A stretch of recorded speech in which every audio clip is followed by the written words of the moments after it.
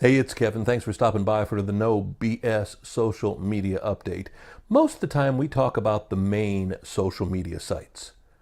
Your Facebook, your Twitter, YouTube, Instagram. Sometimes we'll touch on other sites, on your Snapchats, on your Pinterests.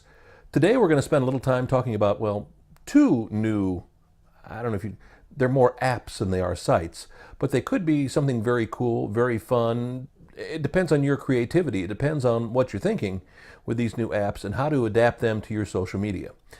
I don't know if you keep up with what's happening in the cool, hip world of social media, what the new buzz is.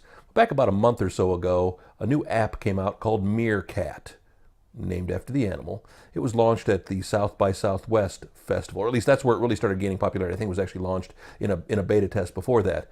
And basically what it allows you to do, it allows you to take your smartphone and record video from some event, from some happening, something, to your audience. Now, what was cool at the time is Meerkat tied into your Twitter feed. So you could tell people in your Twitter account to go watch your Meerkat video. It would tie in seamlessly.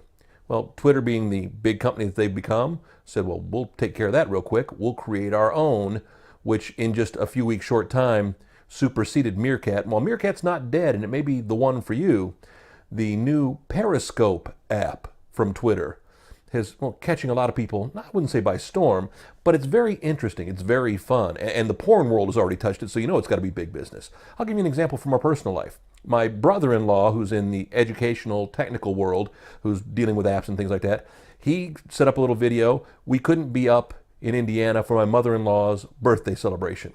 So he did a quick Periscope video of all the nieces and nephews and her grandchildren singing happy birthday to Nina for her birthday.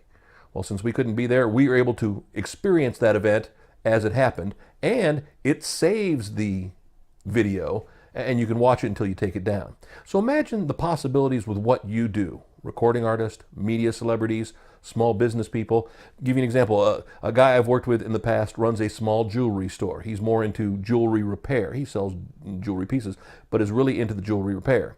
Can you imagine to people who are interested in that, showing them the technique and the technology and showing them what you do and say, hey, you can set it up, you can pre-record something saying, I'm going to do this, it's going to be happening at this time, and you can do a live event.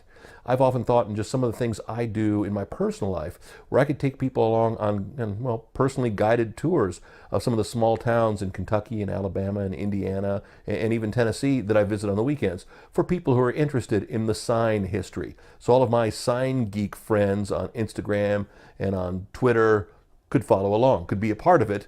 And again, they don't have to watch it in real time if they don't want to.